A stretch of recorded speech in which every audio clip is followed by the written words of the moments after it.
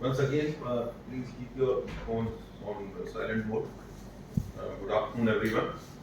And today we are gathered here to have some discussion on second part of medical negligence. Basically, it is second lecture on medical negligence, and we'll be discussing consent. It's very, very important aspect of healthcare field with reference to treatment or management of patients. As you are aware, during my last lecture on medical negligence, I had told you few statistics.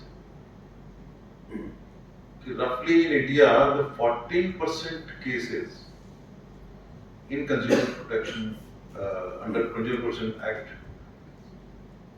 or in consumer courts are cases related to medical negligence or related to medical field. Any mishap had happened with the patient or supposed to be happened, or there is a doubt in the mind of patient or their attendant that the doctors have done something wrong. The 14% cases in consumer courts, they are related to medical field and with reference to medical negligence mainly. Out of these cases, 60 to 60%, 66% cases are related to consent. There is some problem in consent. And because of that reason, the doctors are facing the problem. The hospitals are facing the problem. There is a misconception that attendants are supposed to be giving the consent. It's a misconception.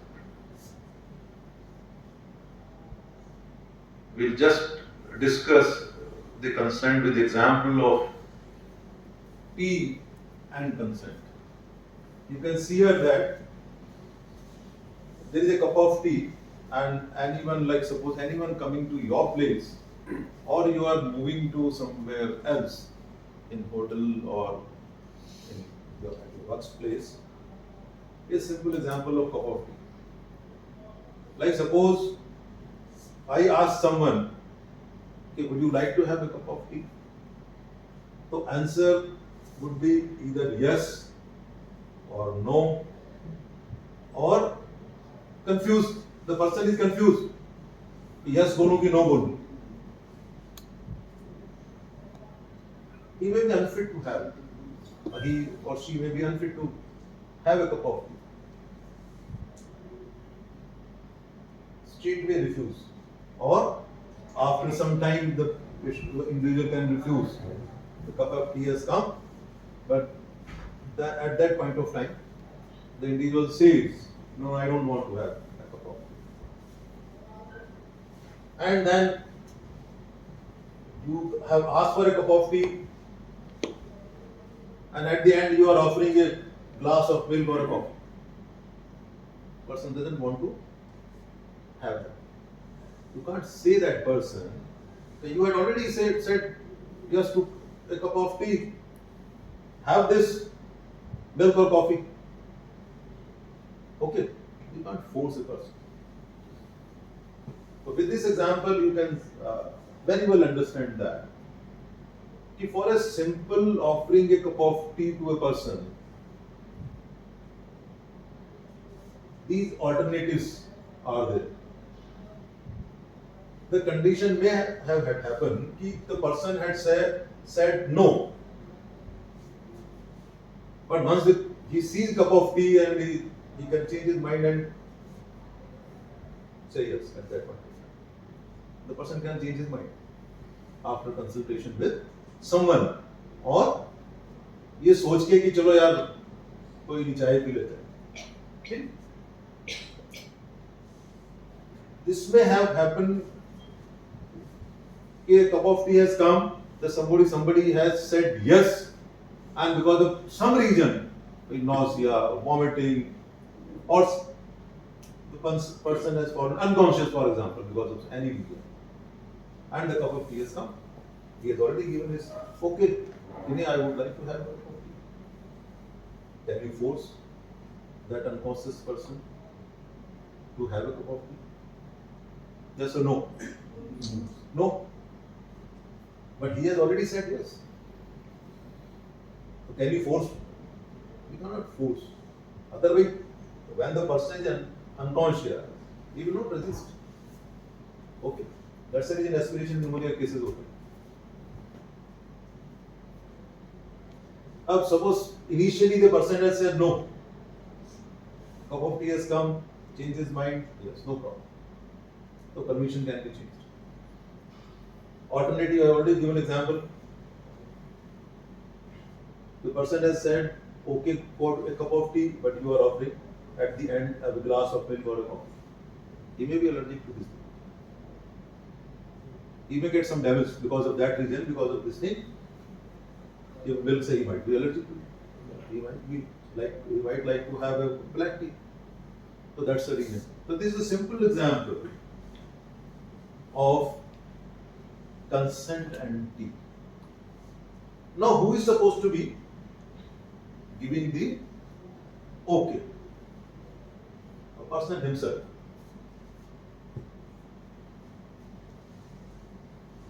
No proxy consent can be given or okay can be given.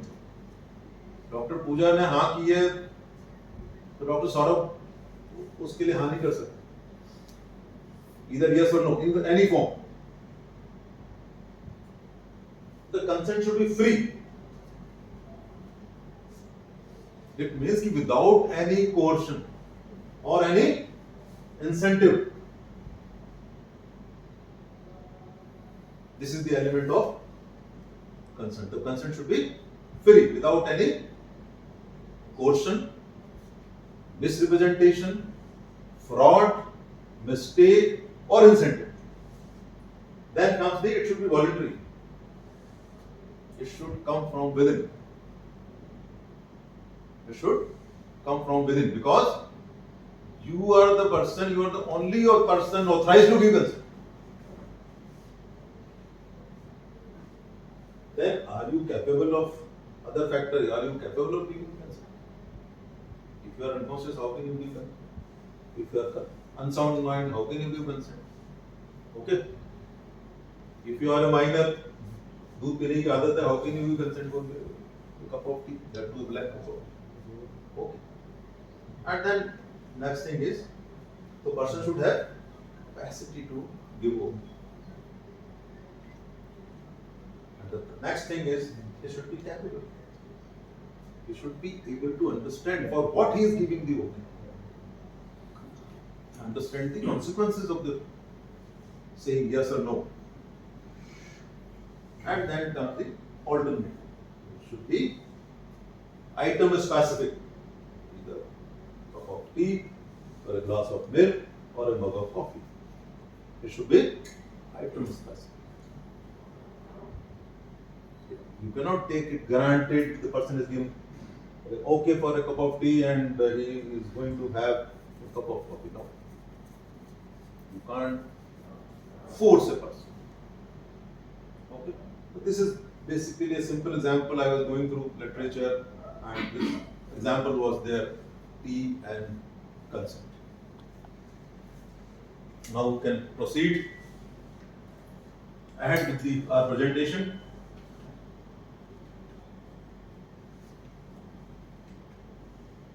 We have already discussed this concept of tea and consent. Now, what is consent? You must have understood a little bit of this thing. In fact, if somebody has attended my lecture on communication. So, what is communication? Can somebody tell me what is communication? Consent की बात हम बाद में कर लेंगे. Communication. Soft skill में सिखाते हैं ना, soft skills के अंदर. The communication is basically person A wants to say something to B. in a sense. If we understand that communication, that message, in same sense, in which sense the person A has communicated or passed that message. So if the sense is same for both,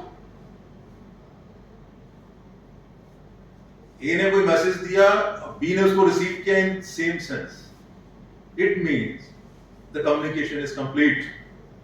Otherwise it will be miscommunication. आपने बोला है कि मुझे कलकत्ता जाना है, उस बंदे को कालीकट सुनाई दिया, तो communication is not okay. Calcutta और कालीकट अगर आप बात करें, ये चीजें होती हैं जब आप टिकट बुक करते हैं कई बार.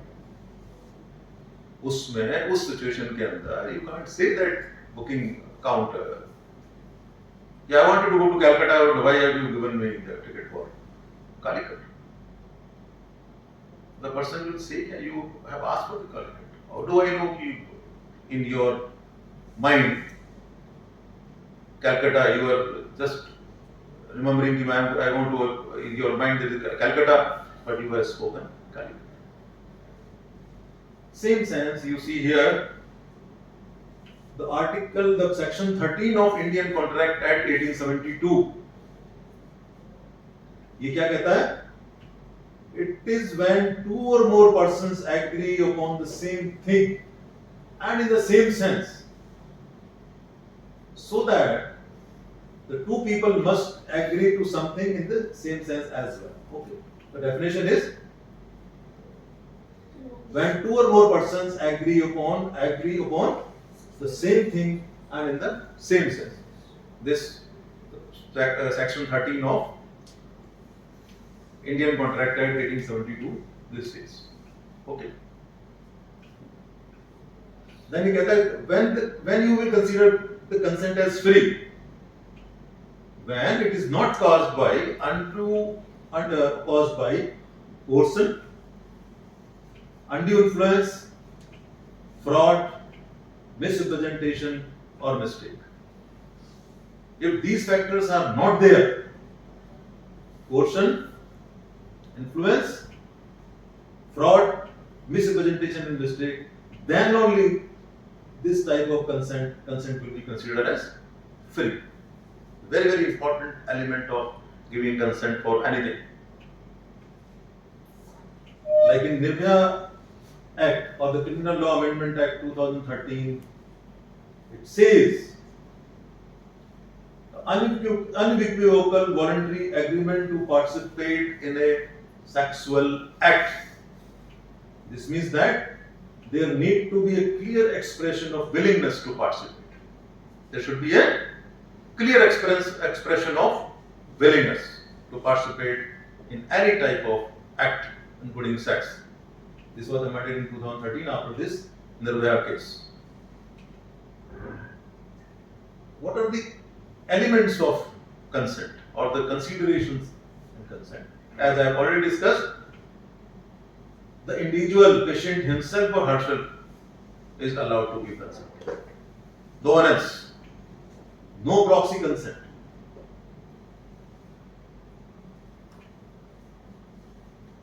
The consent should be taken before performing any procedure. It should be procedure specific consent. Then the person should have capacity and competence to give consent, and should be free and voluntary. Free way, under like I already discussed, without any coercion, undue influence, fraud, misrepresentation or mistake. What are the elements of capacity and competence? There has to be some element. What element is there? One thing is age criteria. As per Indian law, the person of more than 18 years of age is allowed to give consent for anything. He is allowed to choose his own prime minister. That's the reason he has been given rights Who is supposed to be handling his body, or who, when, how, and where? As per law, a person more than 18 years, boy or girl, allowed to give consent for anything. A child less than 12 years of age is not allowed to give any consent. Only parents or guardian or person with parental responsibility is allowed to give consent for a boy or girl less than 12 years of age. As regards between 12 and 18 years, these boys or girls can give consent for general physical examination, nothing else.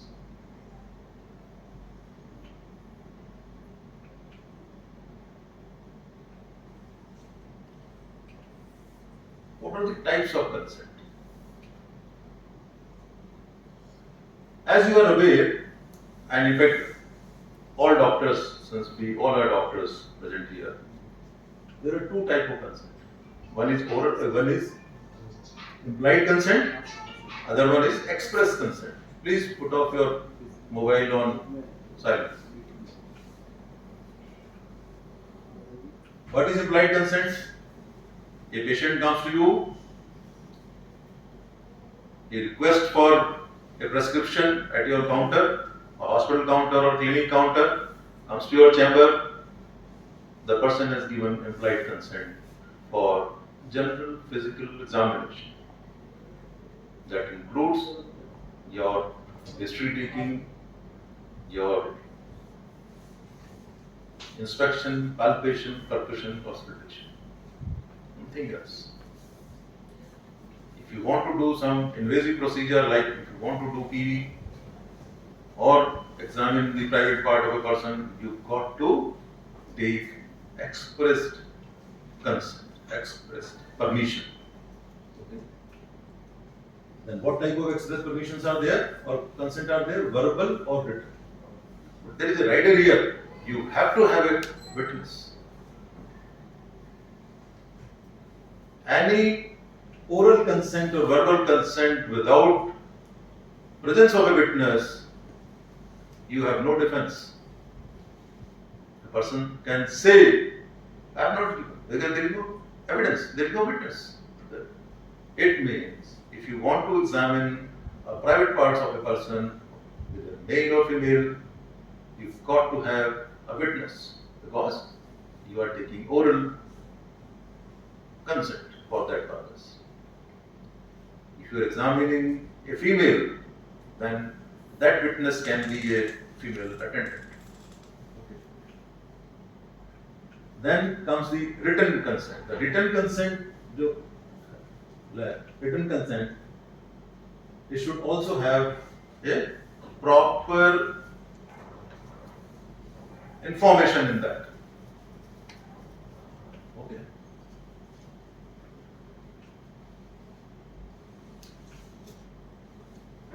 And the consent should be taken even for a minor, relatively minor procedure also. Express written consent must be obtained for all major diagnostic, anesthesia or surgical procedure. Then comes this express consent is of two types: informed consent and real or valid consent. These are two concepts, UK based and USA based consent. Then comes the blanket consent. Like as at the time of admission, all the hospitals, including government and private hospitals, they get the signature at the time of admission. A general type of consent. I authorize the doctors and staff of this hospital to do anything with my body. Okay. This may include anesthesia, minor surgery, and neck liner. Okay, that is known as blanket consent, which is invalid, legally not valid. That blanket consent is also known as blind or open consent. The consent has to be procedure specific. Then last one is the substituted consent. Consent taken from relatives when patient is unable to give consent. Patient is unable to give consent. The patient is less than 12 years of age, very sure, unsound mind, not oriented to time, person and place, very unconscious. Under those circumstances, the other person, the relatives can give the consent. I think this is also known as in loco consent. At that point of time, whosoever is available at that location, if there is an emergency, so whosoever brought the patient, whether police or school teacher or some relative or some bystander, but with the information of or the concurrence of hospital administration. Laws related to consent. Article 21 of Indian Constitution. This basically the right to life and personal liberty. That's the reason all these things are there. Because of the right to life, person can give consent anytime, can withdraw anytime, he changes his mind. Okay. Even during procedure, the person can say, no, I don't want to go ahead. You got to stop at that point of time, unless until there is emergency.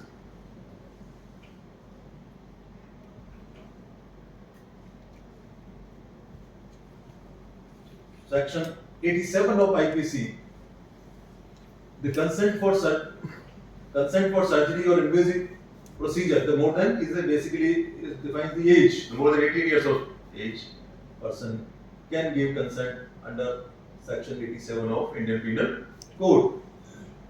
As per IPC 89, child less than 12 years or insane cannot give any consent for anything. 89, Section 89 of IPC. Then comes the Section 88. Valid consent to suffer any consequence given in good faith. So consent in loco is basically covered under Section 88 of IPC. 90 IPC, consent not valid when given due to fear of injury or fear of coercion, fear given under fraud. Okay. If there is fear of injury, if someone tell someone, I will do this thing to your brother or sister, your husband or wife, give consent, then it is not a valid consent. Section 92, consent not required in case of emergency or life-threatening conditions. Article 351, very important. We must know this thing. Section 351 of IPC, examination of patient without consent amount to assault. Very important.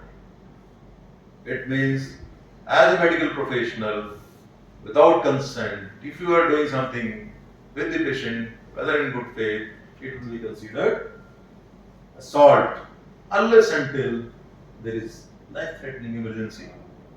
Okay. There are two doctrines of consent. The first one is informed consent. As we are aware, every day we listen. In fact, NABH, each and every one, they say the consent should be informed consent. This concept has come from USA. America का consent है, concept है. वहां के court ये कहते हैं the doctor is responsible to give complete information as regards disease problem or disease there or disease, what treatment you are recommending, what are the risks during that this thing, what are the benefits, what all alternatives are available, what will happen if you don't go for this thing treatment. Okay, so that thing that is known as informed consent. This is basically US, but for that purpose it is very costly because of this region, because you are responsible as a medical As a medico, you and me, we are responsible to divulge every information to the patient and their attendants. That's the reason this is very, very costly. Because we want to save a life. Every patient, हमें लगता है कि जैसे every patient जो है is a litigant. As a medico, we are afraid because of this informed consent concept of US. He might go to the court, civil or criminal. He might ask for the compensation. That's the reason the informed consent concept is very, very costly, and the cost is day by day increasing in the medical field. As regards United Kingdom, UK courts are concerned, they are still going for real consent and valid consent. That real consent is known as valid consent. And what is said in this real consent, what is the difference? Is as per right to life, the person has full rights within himself or herself to allow someone to touch it or to do some harm to him for his benefit or his or her benefit. So as regards real consent, under English law is there. It is basically self-determination of patient, okay, in this consent. So here who is responsible? Who is karta is the patient himself. But as regards informed consented consent, who is responsible? The doctors are responsible. Okay. Person says in the court of law, doctor साहब ने बताया, okay, ये क्या कहता है? Doctor तो आगे चलते in Indian courts we are considering both informed and real, both type of consent.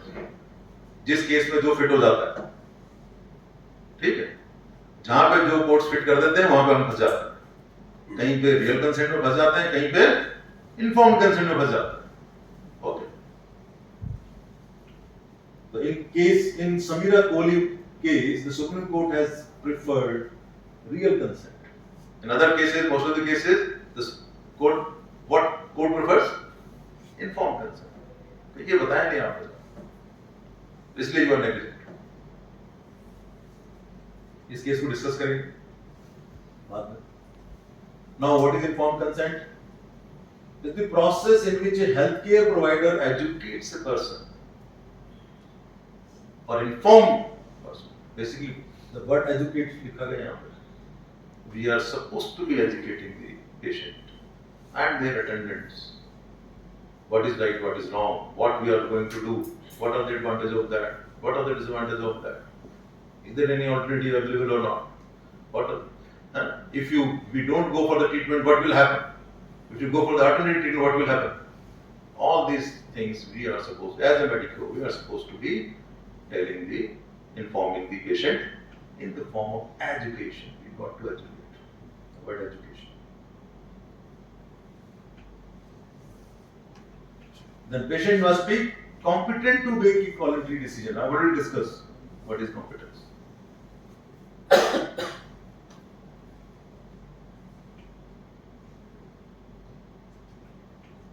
What it includes informed consent, the nature of the treatment, already discussed. Reasonable alternative, benefit, risk. Okay.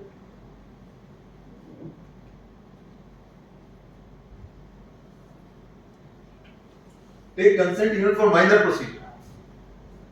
Whatever minor procedure, we are supposed to be taking a consent.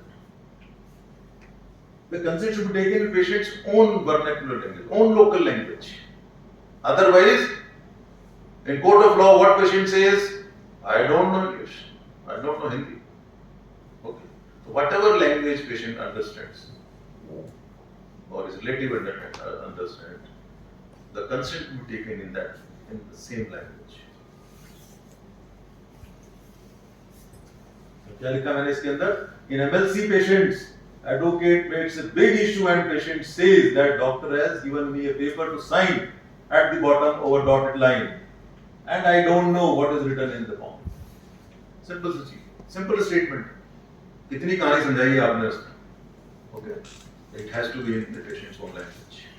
That's the reason whatever we are doing the same Hindi language and we try to write in Hindi only.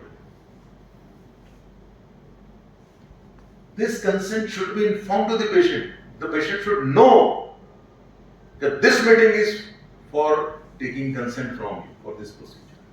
He should be aware. बोल सकता है बाद में मुझे तो पता ही नहीं था आपने इसके लिए मेरे से बात की थी. The person should know, the patient should know, attendant should know. This meeting is for taking consent for this procedure.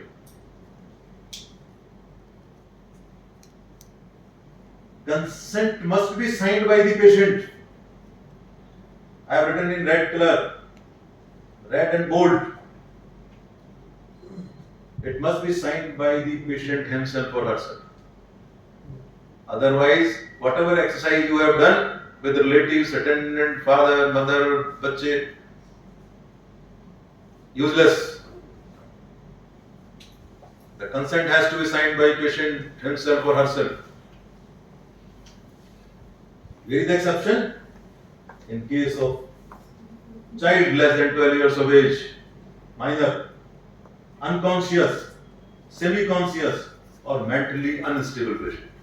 These are the riders for that. Under these circumstances, you can ask for a surrogate consent. कौन सी consent है? Surrogate consent. Nomenclature दे रखा है. So please, अभी तक जो मैंने आपसे बात की है 10-12 मिनट, उसमें सबसे इम्पोर्टेंट लाइन क्या है, सबसे इम्पोर्टेंट बात क्या है? The consent has to be signed by patient himself or herself. अभी तक का क्रक्स यही है, ठीक है? No one else can sign on his behalf or her behalf. The relatives, attendants, they function as witness. They have already told you in expressed written consent or the oral consent, the witness has to be there. So they can become only witness, not the signing authority or the giving, they cannot give the permission or okay. ये हो गया, already discuss कर लिया इसको. Now what is this Samira Kohli case? In 2008, in the Samira Kohli case, the Honorable Supreme Court and has stressed on real consent. The patient should have, what are the constraints or elements of real consent? Safety, capacity and competence to consent. Consent should be voluntary, should be on the basis of adequate information. वहां पे detailed information थी inform consent के अंदर. कितनी थी? Detailed. आपने जो नहीं बताया उसी में फंस गए. But as regard real consent in concern, that is, the information should be adequate enough to make him or her understand what he is supposed to be or what is supposed to be happening on his body or her body. Okay, this is the difference between these two concepts.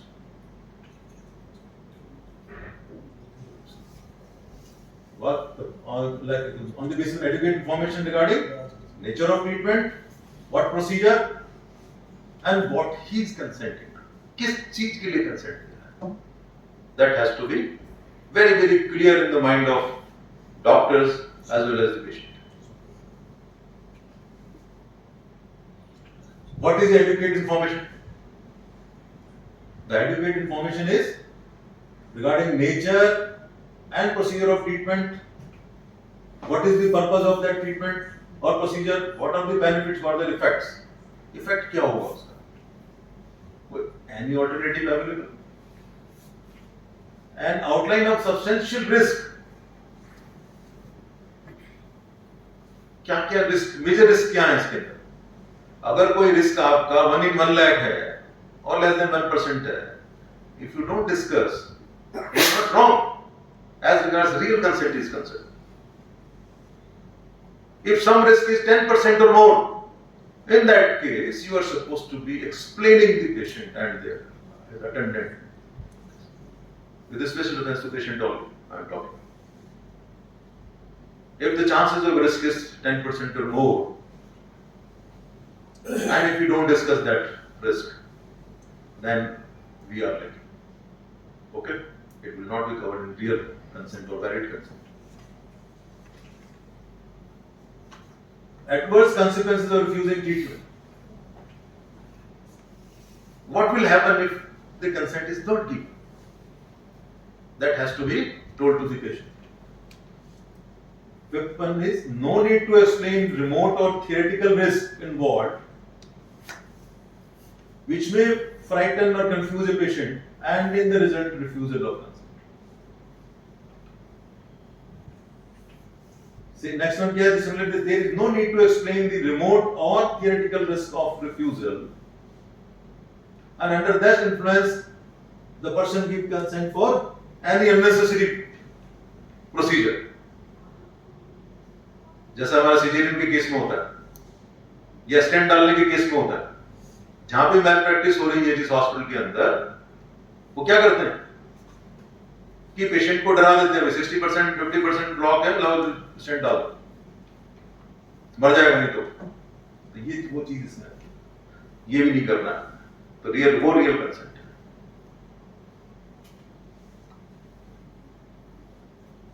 यहाँ it is explained again.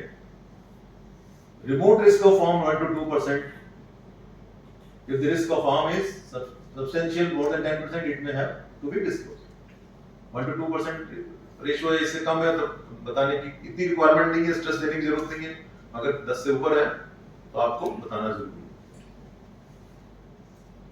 इस decision के अंदर समीरा कोहली वाले case में what was the main thing is why this real consent was discussed by Supreme Court, Honorable Supreme Court, in this case particularly. Because of one region in India, a lot of population is there, a lot of poverty is there. In government hospital, the doctors are very, very busy. Every doctor, most of the doctors are seeing more than 100, 200 patients in a day.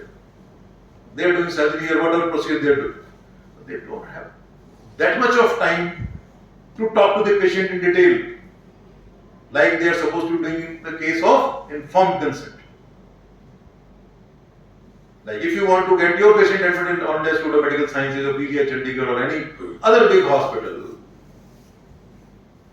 you thank God if the unit head or doctors to whom you want to get consultation, if we give you 1 minute or half minute,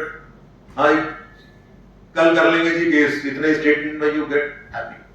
doctor साहब से बात हो, है ना? These are the circumstances in India, and that's the reason Honorable Supreme Court has said that real consent को भी हम consider करेंगे, provided we follow these things.